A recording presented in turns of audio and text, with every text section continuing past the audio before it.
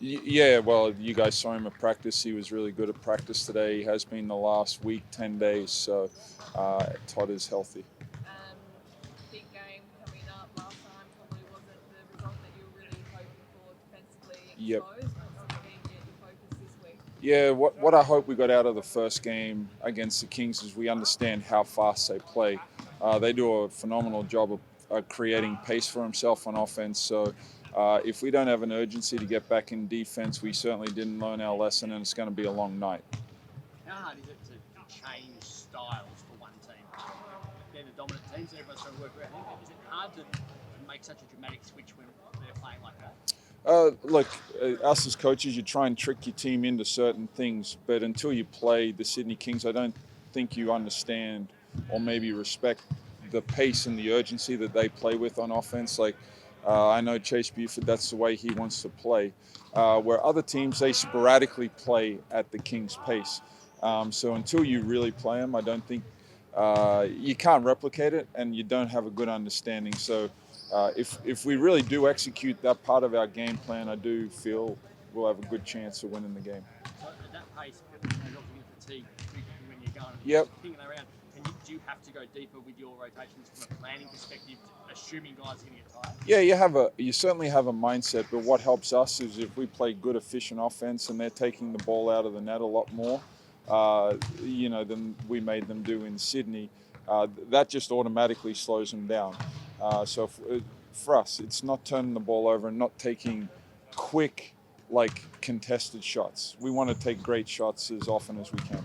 Are you envisaging having to go deeper? For sure. Yeah, absolutely. The pace, you got to respect the pace they play at, so that will just naturally lead to having to play more bodies.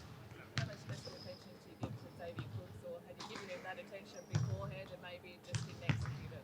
Yeah, look, it's one of those things. Like he's one of the upper echelon players in this league, but I think if you just talk about one particular guy on their roster, then like a Walton can go for 30 or a DJ can go for 30.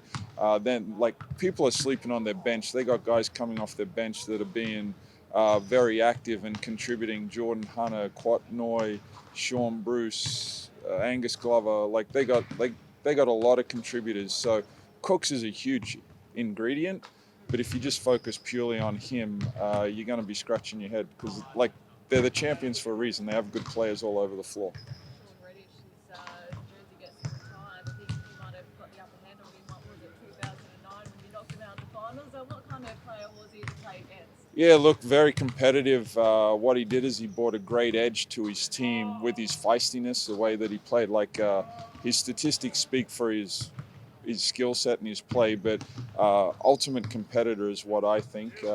I'm sure we could both be accused of having some good flopping contests. Is he going to come down, sorry, and speak to the group, or has he done that? Yeah, so like I had him address the team the day that he found out that he was going to get his jersey retired. So I think you guys understand the more times we can get those guys around our program, the more I like that for sure. I was going to say, in terms of the heritage of the club, I know you've sort of only been here a relatively short time, but the names of the joins in terms of having that number retired, and what does that mean? And do you sort of try and impart that to these guys?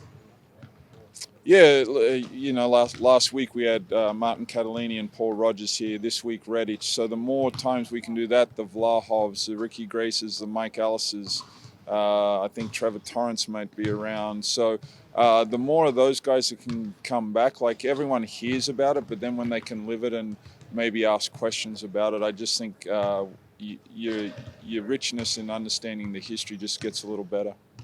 What kind of like things, I guess, did he sort of impart to this group and the type of player that he is? Yeah, look, Sean was very successful himself and his team. So anytime I think players hear from someone else that has lived it, it just brings a little more validity to the message we're trying to live by every day. Over the next 3 weekends, you've got a few pretty short turnarounds. I guess back on that rotation stuff, how important is that going to be in keeping your players fresh on every weekend? Yeah, yeah, load management, all of that kind of stuff. It's really what you want to buy into. At the end of the day, the other teams are going through the same schedule. We have to win games right now to give ourselves the best chance in the playoffs. So I will manage that. Our medical staff manages that. We've done a good job over the last, I don't know, 10 days, 2 weeks of doing that and keeping guys fresh. Having Luke Travers available for this game, given he didn't play in the last game against him, what will that change? What dynamics will that change on the court, do you feel? Yeah, he'll certainly get some responsibility on Cooks. Tayshaun Thomas will have the first crack at it. So last time we just missed his versatility defensively with someone with length and savvy on Cooks. But then offensively, like he creates so much, it mightn't necessarily be points, but creating easy looks for Brady Manick or hitting Tayshaun on a roll for a dunk. Or he just brings a lot on both ends of the floor. So when we're without him, it's a huge part for us. His 3-point shooting is soaring at the moment. How much work has he been doing on that, given he's been criticised for it? Yeah, look, Mike Kelly, the associate head coach here, is doing a terrific job with Luke. I think he's ingrained some confidence. And then, look, he's putting in the work to get the results. At the end of the day, you have to put in work, and he's seeing that work come to fruition right now. Are you seeing the confidence on the court when he gets the ball space to go, this is mine? Absolutely, and some of the games are getting a little blurry now, but he's made several big 3-point shots this year throughout the course of the season. So to me, that shows his confidence in his shooting to step up and make and take those shots.